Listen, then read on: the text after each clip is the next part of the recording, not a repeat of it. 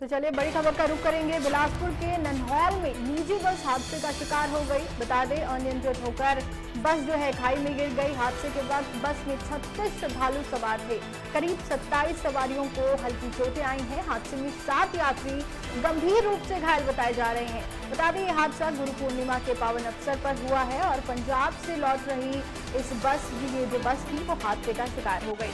बता दें, गुरु पूर्णिमा के पावन अवसर पर पंजाब से लौट रही एक निजी बस आज जो है तड़के करीब 2 बजे आसपास जो होगा इसका समय और नन्हौल क्षेत्र में ये बस दुर्घटनाग्रस्त हो गई। बस में कुल 36 सवारियां थी, जिनमें से 26 से 27 को चोटें आई हैं, हल्की चोटें आई हैं और 7 यात्री गंभीर रूप से घायल बताए जा रहे हैं। राहत की बात यह रही कि कोई जानी नुकसान नहीं हुआ है। जानकारी के अनुसार यह बस पंजाब से श्रद्धालुओं को लेकर शिमला की ओर लौट रही थी। नन्हौल के पास अचानक चालक ने नियंत्रण खो दिया, जिससे बस अनियंत्रित होकर खाई में जा गिरी।